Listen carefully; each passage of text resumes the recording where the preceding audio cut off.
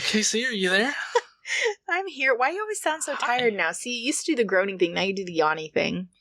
Oh, yeah. Well, I mean, it's very tiresome, putting out as much content as I do. That is true. I mean, just today alone, I've had to record, like, a thing.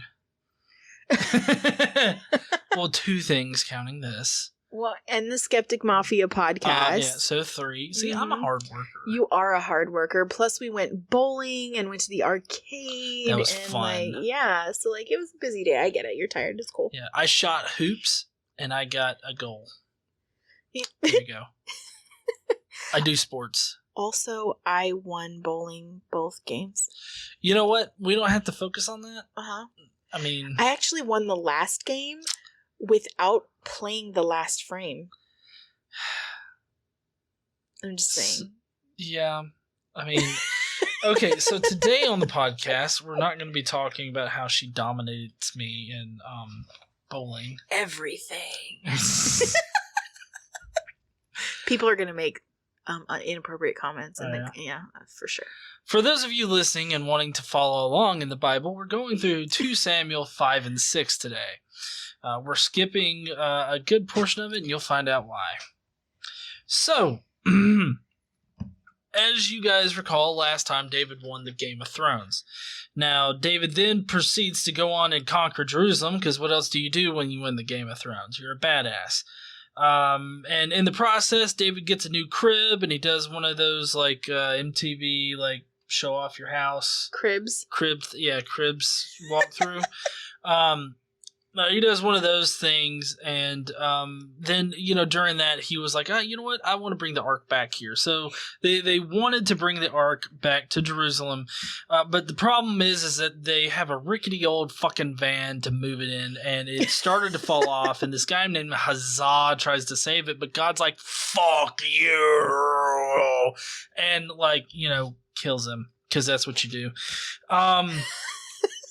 And then, for some reason, I don't know why, but they just stuck the Ark in some rando's house. It's almost like you break down on the side of the road and you see this house that's just in the neighborhood, and you're like, hey, can I stow this shit here for a while? And they were like, why not? And it's really confusing. I don't know why. But anyways, the Ark stayed there for 3 months. And then David goes on to fight a lot more because, why not? He won the Game of Thrones, so fuck everything. And then there's the Song of Deliverance, which you guys are going to love my rendition of it. Do you have the uke? It's right there. Oh, okay. Yeah, I got it. That's its permanent spot right there. So it has a spot now. Okay, that's good, because it didn't used to have a spot, and it would always be like, where's the uke? And I don't fucking know. So after the Song of Deliverance, David was inspired to get the Levite band back together. The Levites point out how dumb fucky the van is, and so they decide to get a new van. And the Levites actually transport it. They become sort of like 2 men in an ark, and they move it back to Jerusalem. And then as soon as David gets the ark moved back to Jerusalem, for some fucking reason, Michal hates David now. I'm guessing that it's because he stays up late opening up a cold one with the boys. And it could also be that he has other wives and concubines and 6 sons by 6 different women. Okay, well, imagine air quotes opening a cold one with the boys. Where are you going, David? I'm opening up a cold one with the boys. And it's like, nope, visiting the other wife in the other palace. Oh. Just regular, I guess at this point it's kind of pre-Jew shit, right? Well, yeah, sort of. We're getting there. We're getting there. He's going to be a Jew soon. Yeah.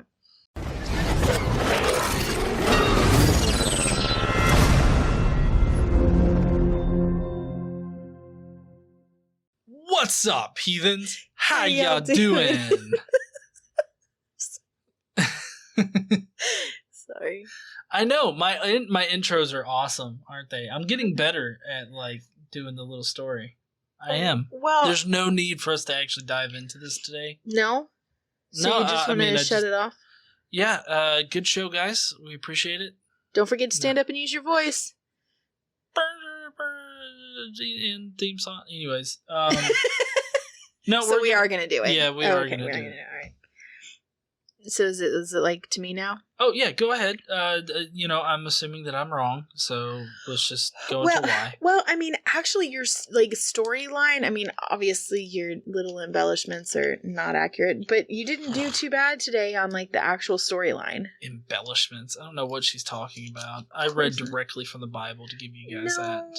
No, I don't. I don't think so. But I mean, I did. I was there when I wrote it. I read directly from the Bible. No, and I wrote it down. Don't blame me because I just wrote things down that was said in the Bible. Okay. I mean, I read it to you. I know, so you should know. Anyways, go ahead. Where are we starting at? So we're starting in 2 Samuel chapter 5, and if you remember last time, David became the king over all of Israel, because initially, remember, he was just king of. Holy crap! I totally forgot the place. It was Judah. He was he was king over Judah. I was gonna say the Triumphant Ark. Over Judah only, and then he became the king over all. Right? Yeah. So now he's got a king. He's got an army. He's everything. They're recording David's reign, and now he needs a place to live. Right? A place fit for a king. You ever think like the scribes that were recording his reign or whatnot, like they're just sitting there writing shit down that he's doing, and David's like, "Don't write that down. Don't write that down, motherfucker. You want to die?" Well, so when I say that, like they recorded like 7 years and 6 months. And I mean, I know I was being facetious. About I got you. So he needs a place to live, right? So they decide that Jerusalem is the place for them, right? So, but they have to take it because somebody already lives there. I can just imagine it's like, well, sir, there's a city over there. There's a city over there. No, you see that one that's like occupied by fucks? We want that one. That's a city. Yeah, I want to get that city right there. Yeah, I want that one right there. So they have to take it from the Jebusites. Oh, fuck those Jebusites. Yes. So they mock their future savior. Okay. In their name. Okay. The king and his men marched to Jerusalem to attack the Jebusites who lived there. The Jebusites said to David, "You will not get in here. Even the blind and the lame can ward you off." I can just imagine a blind guy out there with his stick, like, "Get back, David!" And he's just swinging in every fucking direction. "I'll ward you off." Well, it just seems like a really weird thing to say, especially because the reputation that David has for, like, war games and shit. Like, you probably shouldn't threaten him with anyone, let alone people who are blind and lame. Yeah, well, I mean, do you think, like, the person that was, like, assistant to whoever fucking said that was like, "Have you not heard the song, sir?" David slain 10,000 men, or what was it? Saul. What it was? Saul had slain 1,000 men, but David had slain 10,000. I think it was tens of thousands. Tens of thousands versus regular thousands, or maybe it was hundreds of thousands versus tens of thousands. I can't remember the song now. It's like, sir, have you not heard? He fucks people up. Yeah, okay? Yeah. Let's not mess with it.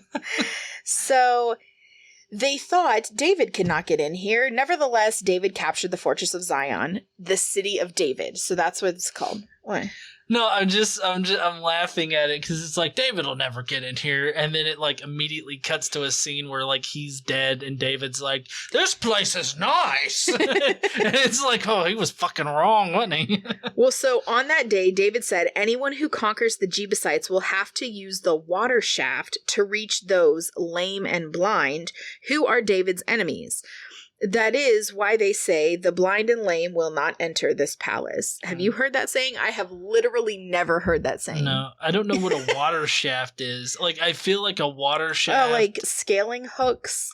It's translated. So I think they had some issues with translation here because it has a note. Well, yeah, I mean, considering that Moses was kind of a waterbender, I thought that maybe it might have meant like Moses' dick or something. It probably does not mean Moses' dick. I don't know. It's up for interpretation. Okay, I am not surprised that you interpret it as something related to dick. So anyway, the blind and the lame will not enter this palace. So David had said, whoever leads the attack on the Jebusites will become commander-in-chief. So Joab, which we've heard about before, remember he had the brother that got killed? Yeah. The son of Zariah went up first, and so he received the command. Oh, wait, that wasn't Joab, because those two brothers got killed, didn't they? He killed those two brothers that killed that guy. Oh, yeah. Joab went to get him. Oh, okay. So, yeah. So, it's the two brothers that killed who, Saul? No, Abinadab. No, Abinadab. That's was it right. Abinadab that got killed? God, the names. It's been. No, it was Bocephus. Bocephus. It was Bocephus. Yeah, they killed Bocephus, and then David killed the guys that killed Bocephus. Okay. Anyway, it's much easier when we have like I would say normal names, but funny names versus all the weird Bible names, right? I know, right? Well, it's funny because like you have all these weird names, and then you'll have a random name like Dan. Yeah. Well, I can't wait to get to Uzzah. Uzzah is a very like unique name. Uzzah is not his name. Well, it's better than the name they gave him. Okay, so Joab, son of Zariah, went up first, and so he received the job of commander-in-chief. He received command.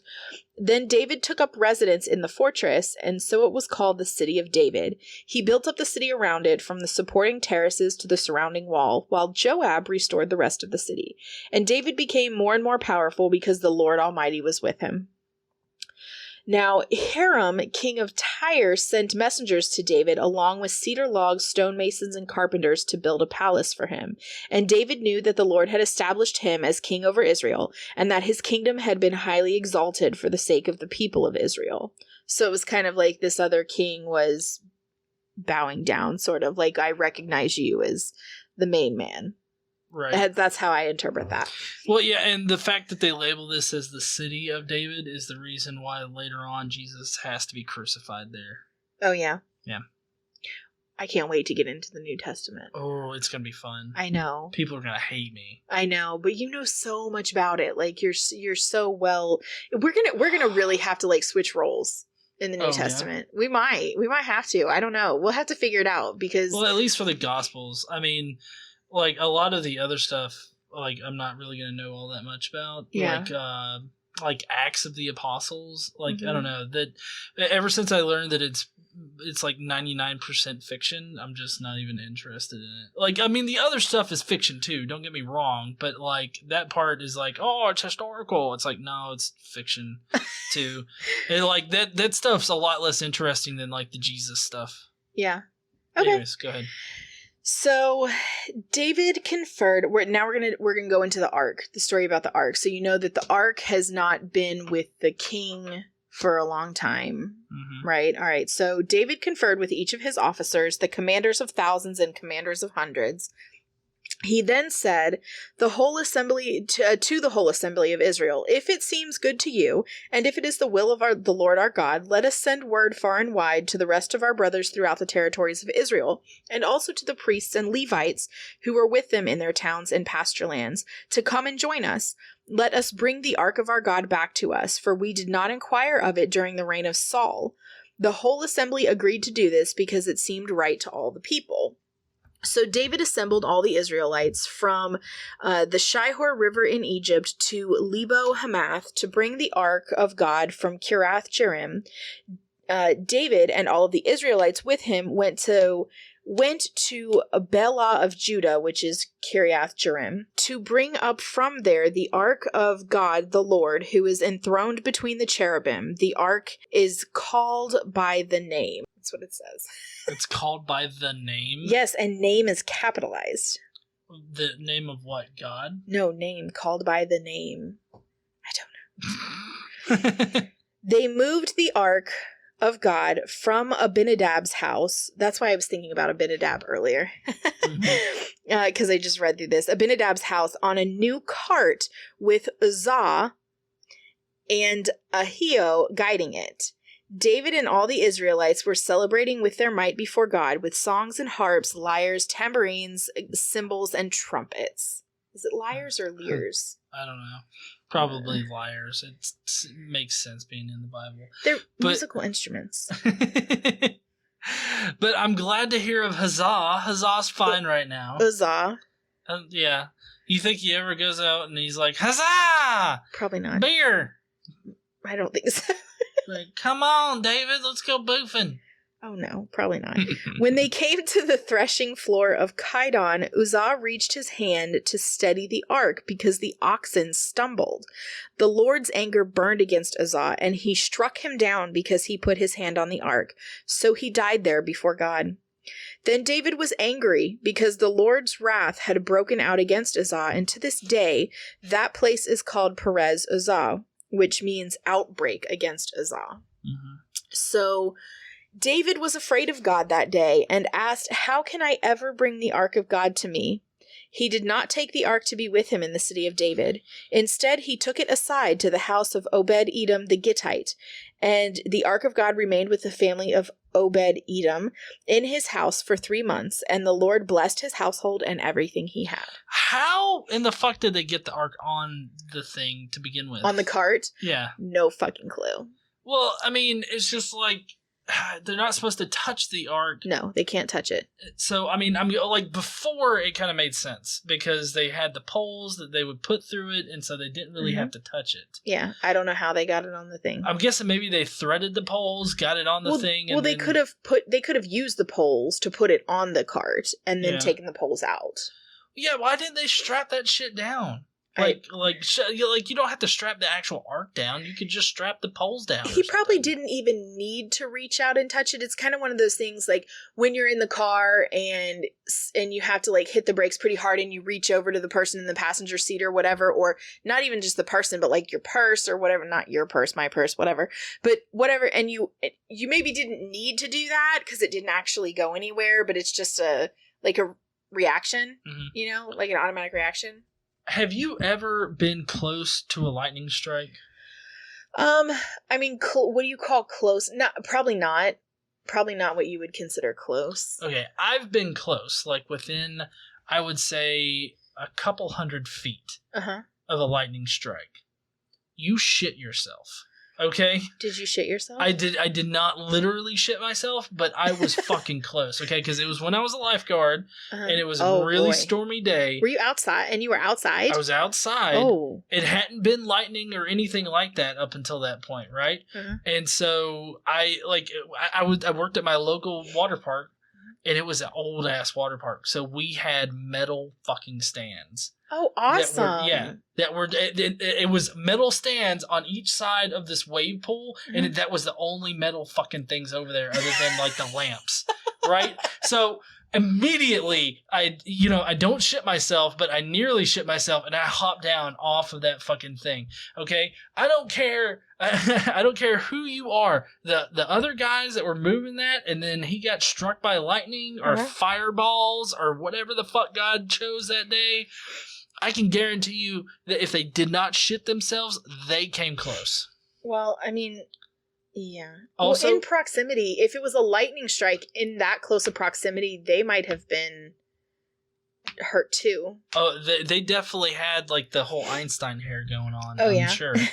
But also, it doesn't say with the lightning. It just says he struck him down, so we don't really know. Also, do you think they told the person's that was living in that house that they stowed it in? Do you think they told him, like, look, God just killed a motherfucker for touching this thing? Don't touch it, but we're going to keep it at your house. It's like, you know what, David? You can just take that shit out into the field, okay? Whoever touches it, they deserve to die. Yeah, I don't know. I'm sure that they probably... I don't know. But, I mean, remember, just one book ago in 1 Samuel, I mean, this ark was giving people dick cancer. Oh yeah, when it was stolen and it was taken back and taken to the one town. Yeah, he fucked people up. Like 70 people die? Oh yeah. And plus, and I mean, whole towns were afflicted with dick cancer. Yeah, like that's the important thing. Dick cancer. It doesn't say dick cancer. They grew tumors on their balls or something, didn't they? It did not say tumors on their balls. Oh. It might have said something about their testicles. I'm fairly certain that it did say something about their testicles. Genitals. It was genitals, not testicles. Oh. It said genitals. Testicles are genitals. No, I know, but like that's only part of the genitals, and that's only the guy genitals. Women also have genitals. God don't care about women.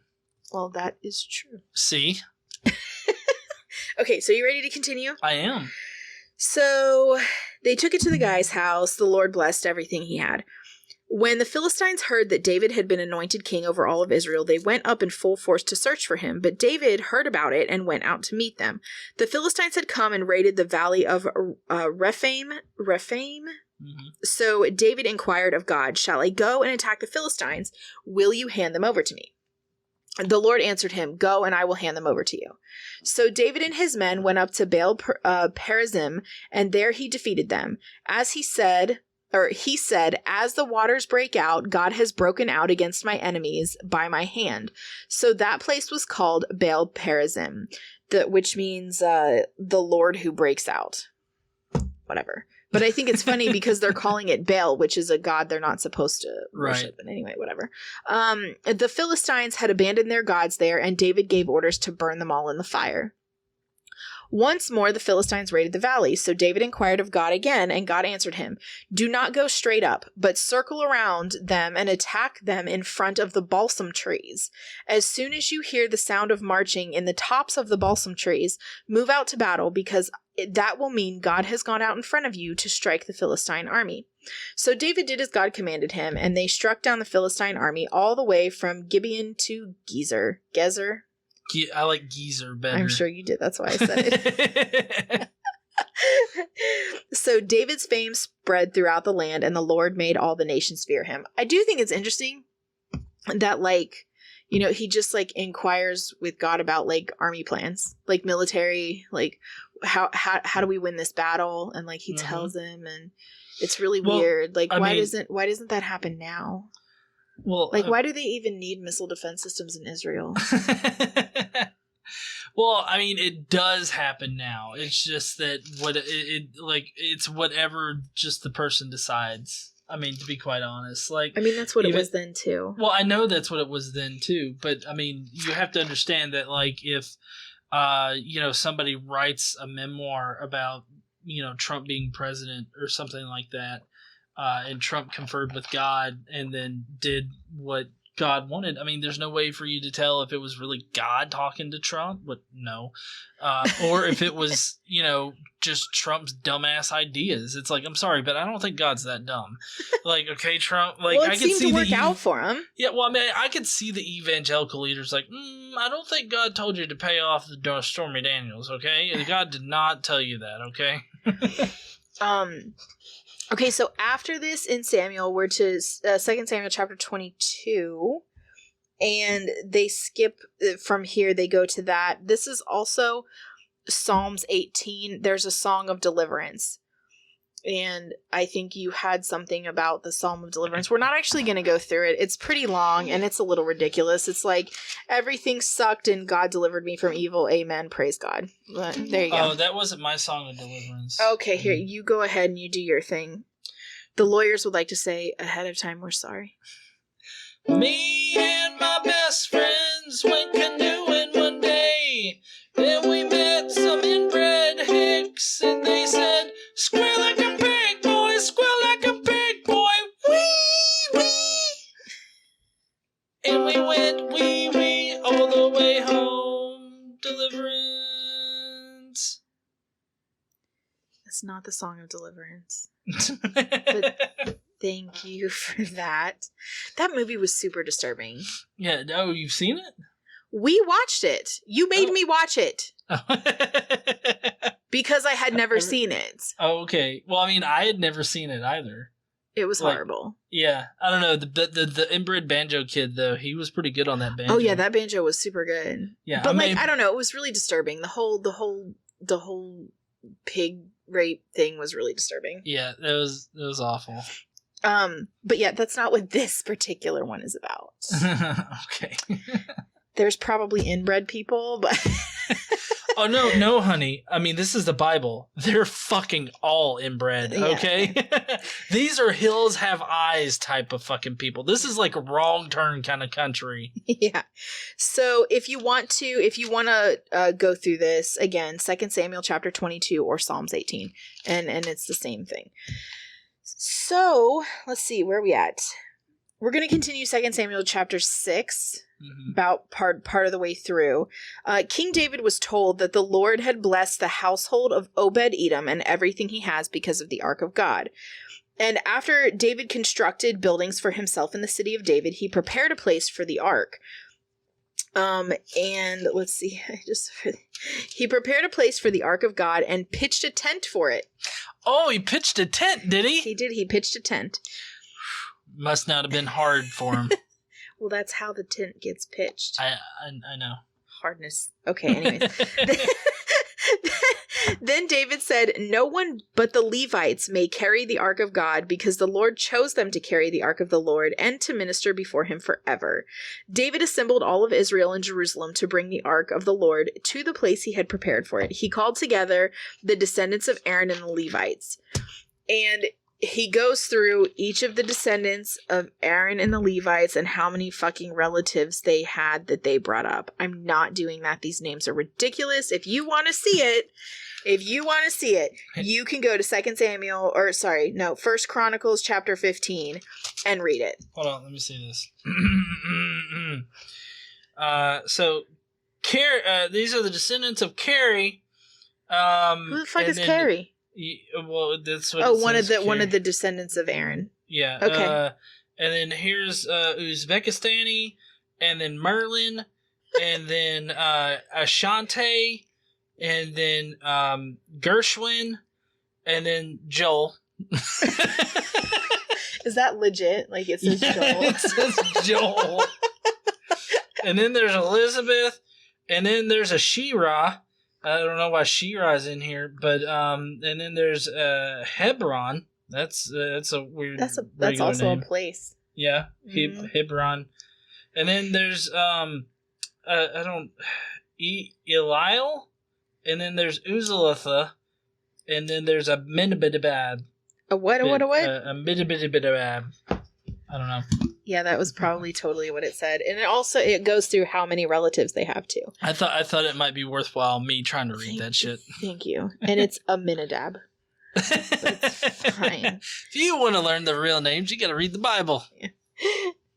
So David summoned, and then it goes through all the fucking priest names again and the Levites' names. He said to them, "You are the heads of the Levitical families. You and your fellow Levites are to consecrate yourselves and bring up the Ark of the Lord, the God of Israel, to the place I have prepared for it. It was because of you, the Levites, did not bring up the first time that the Lord our God broke out in anger against us." So it was, he's saying, because we didn't send the Levites to get the Ark the first time.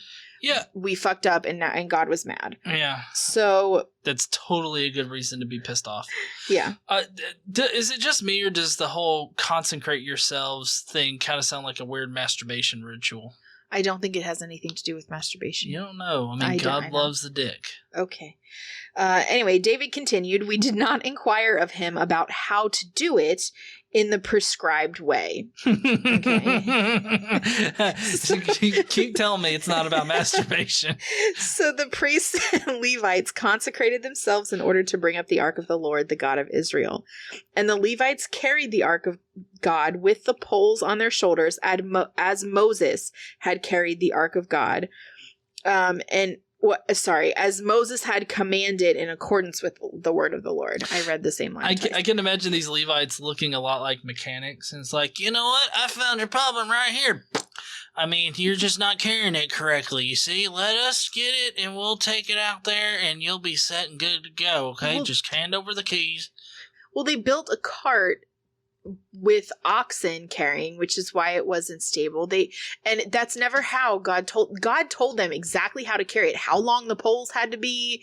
It had he definitely, and I don't know why he had to how to inquire of God how to do it, because they should have known how to do it, because it was all written down, right? Yeah, well, I mean, come on. This is honestly a lot like you being like, listen, my car won't start. It's like, yeah, it's smoking. You expect it to start when it's smoking? Holy shit. Yeah. So, anyways, the Levites went to get it, right?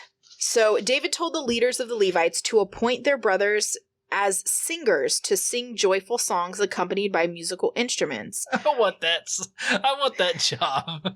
Yeah, because he didn't want, I guess they were going to have joyful music while they were carrying and whatever. So anyway, different people were, and I'm not going through the names. 1 Chronicles 15:17 through 24, if you want to read it. The Levites appointed the different people with different jobs. Would you like to go through this? No, that's okay. Joel can do his own thing.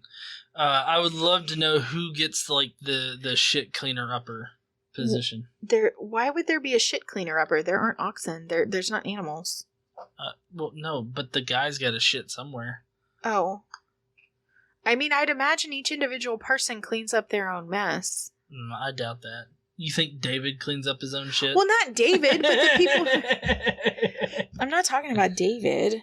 Okay, so there were doorkeepers. There were people who were in charge of fucking, I don't know, cymbals and harps and gatekeepers and all kinds of shit. So they all got jobs, right?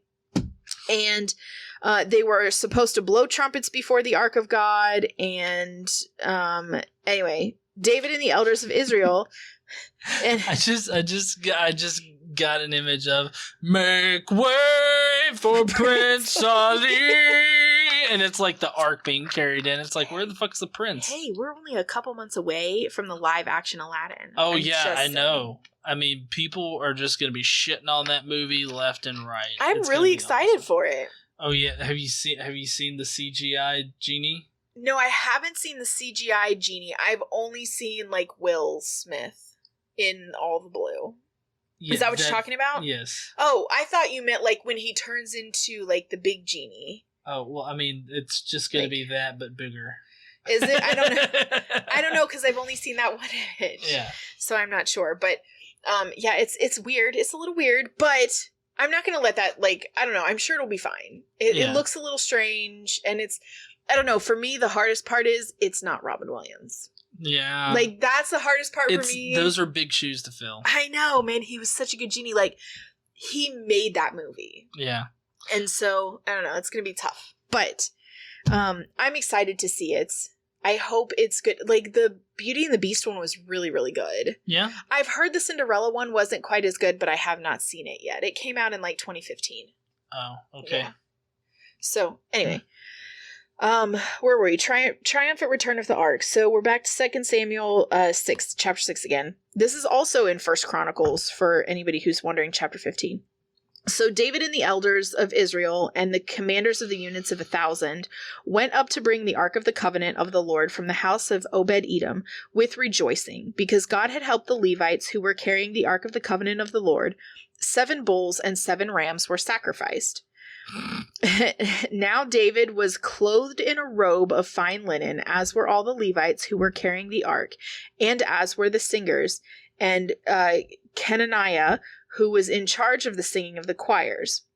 David also wore a linen ephod.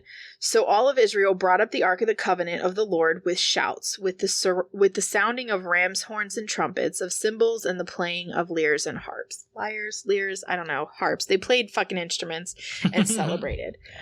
As the Ark of the Covenant of the Lord was entering the city of David, Michal, daughter of Saul, who, if you guys remember, it was David's first wife, she watched from a window, and when she saw King David dancing and celebrating, she despised him in her heart. We don't know why, because they actually used to really care about each other. Yeah. We don't really know why, but we're going to find out more about that next week. Okay. Spoiler alert. I could just see her in the cat in wherever the fuck she was. Like, you see him over there singing and dancing and jumping around and shit. Fuck him. It reminds me of that, basically somebody you don't like, everything they do pisses you off. Yeah. And it's like, look at that bitch over there eating those crackers. You know, just anything they do will piss you off. So anyway, that was a weird, like, random thing that's just stuck in there. So they brought the Ark of the Covenant and set it inside the tent that David had pitched for it. They presented burnt offerings and fellowship offerings before God. After David had finished sacrificing the burnt offerings and fellowship offerings, he blessed the people in the name of the Lord. And then he gave a loaf of bread, a cake of dates, and a cake of raisins to each Israelite man and woman. Mm-hmm. He appointed some of the Levites to minister before the ark of the Lord, to make petition, to give thanks, and to praise the Lord, the God of Israel. They go through who the chief is and who the people are. I'm not doing it. If you want to know, 1 Chronicles 16, 4-6. They were to play the instruments. Asaph was to sound the cymbals, and more names, whatever. It tells you who's supposed to play what instruments, because that is really important to the lessons in this book. Obviously. Yeah. So that day, David first committed to Asaph and his associates the Psalm of Thanks to the Lord. So this is the Psalm of Praise is the next one. We're also not going to go through that because it's long and ridiculous and basically just is more God dick sucking and it's stupid. So 1 Chronicles 16, 7-36, Psalms 105, Psalms 96. You can find it all there. And basically they just talk about, they go through the story of the Israelites leaving Egypt, being enslaved, then being the Exodus out of Egypt, and then the plagues. They talk about that, and they talk about basically God saving them and bringing all the nations together, and will judge and give thanks and all that kind of shit. So that's all. Well, that's it for this week. Yeah, next week they establish regular worship. Mm-hmm. Okay. We're going to learn more about Michal and why she hates David. We're going to talk about David's officials. We're going to talk about Jonathan's son and plans to build a temple. So we're going to talk about some of that. We're going to have David's Thanksgiving. So we're going to go through some of that stuff. And then the week after that, we're going to start the wars, the period of the wars. Oh, the wars. Yep. I mean, they already had a lot of wars. I know. Why is this just now the period of wars? Because, I mean, it just seems like they're always at war. I don't know. We're going to talk about it. This is a special kind of war. Yes. All right, heathens. Well, if you're part of the Skeptic Mafia, you have a podcast that's already up, and if you haven't already checked it out, please do. If you want to become a Skeptic Mafia member, please go to joinskepticmafia.com, and you can become a Mafia member. Yep. Or you can go to patreon.com/godlessengineer and become a Mafia member. Yeah. Both of those places get the Skeptic Mafia podcast, but you can only get the special emojis and shit here on the YouTube channel by becoming a member. Yes. Is that all? Are we done? Yes, that's it. All right. That's everything. Y'all, don't forget to stand up and use your voice. Bye, heathens. Bye, y'all.